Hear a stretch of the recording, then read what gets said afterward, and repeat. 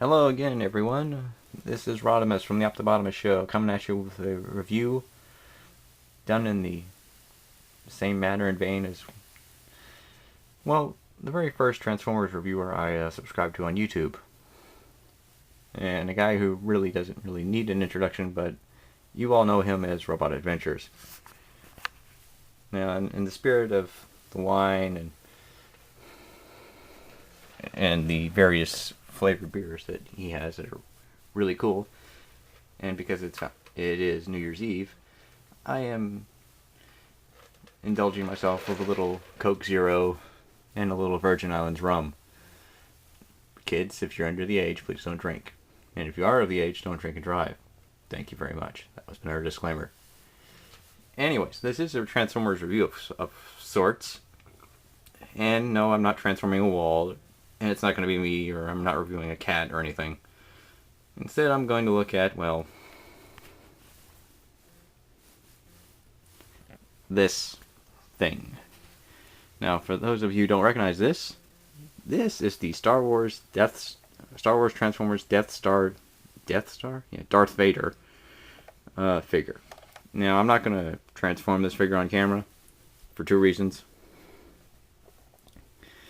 But I am going to talk about two issues associated with this line, and that is, as you can probably tell, it's not really that good. At some point, I'm guessing Hasbro obtained the Star Wars license from, I don't know how, I don't know why, I really don't care, I'm not a big Star Wars fan. I know that's heresy amongst the geekdom, but there it is. And they decided, rightly so, that, hey, let's cross this thing over with another popular money maker. Transformers. Why not G.I. Joe?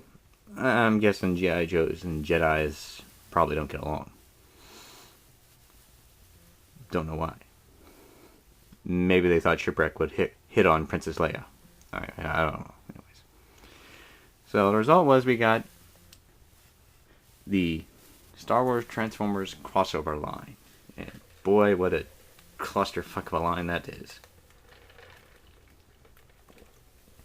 Now you see, as a concept and as an idea, crossing over Transformers with Star Wars kind of makes sense. Making transforming Star Wars vehicles kind of makes sense. In that there are a lot of recognizable Star Wars vehicles. The Millennium Falcon, the Imperial Shuttle, the TIE Fighter, Jabba's Barge, the Sandcrawler, all of that stuff. But in practicality, making the vehicles transform into robotic versions of the main characters associated with them, not exactly a good idea. I mean, you need only look at the big sombrero that is the Millennium Falcon, that is Han Solo and Luke and Chewbacca, and realize there are certain flaws of this kind of idea. And then you have figures like this thing right here. Now, when the Death Star was announced, it was not a really big surprise to anyone because we knew we were going to get it. I mean, after all, it's the friggin' Death Star. But, some people were hoping for Palpatine, the Emperor. And it turned out to be Vader. Now, I can understand why it was Vader and not Palpatine, because Palpatine is really, really ugly and not a guaranteed seller like Vader is. It doesn't change the fact that it's kind of disappointing. So yeah, biggest problem, first off the line, questionable decision making regarding who's going to be what. Other big problem, and is the main reason I'm not going to transform this guy, is quality control. I'm just going to zoom in here and let you look at some of these things. Now, if you actually ever had any of the earlier line of figures, particularly the General Grievous transforming bike thing, whatever the hell that was, you would know that that sucker can transform maybe once or twice and then disintegrates into a pile of crap that makes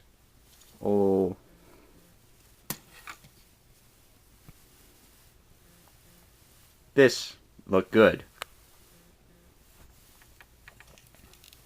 And that's saying something considering Universe Galvatron is one of the bigger disappointments and duds I've seen as a figure.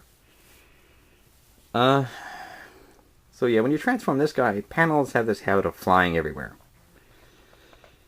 but then there's the actual transformation itself. Now, what Hasbro basically did, in my opinion, is take the mold that was used for Primus, change the shell, change a few things, and voila, here's the Death Star.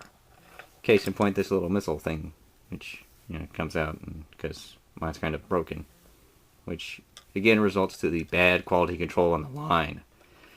I literally transformed this guy twice, pressed this little launch button, and it broke. Yeah, not good quality Hasbro.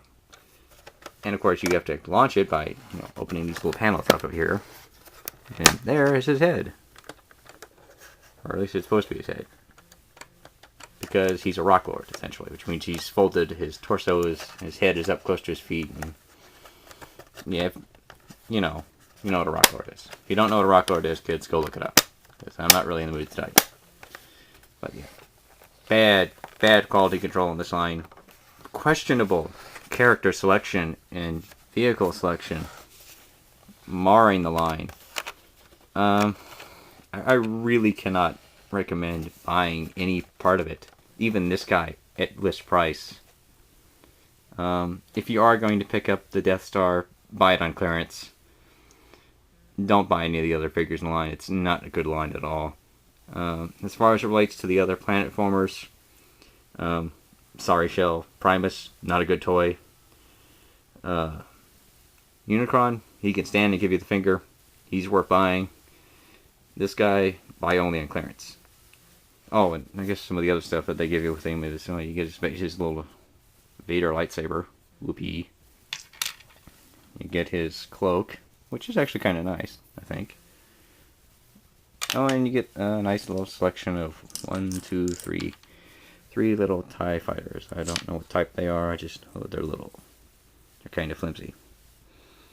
But hey, they're TIE fighters. What else do you need? But anyways, this has been Rodimus checking in with a review. I'll talk to you guys later. Happy New Year's, everyone. Bye.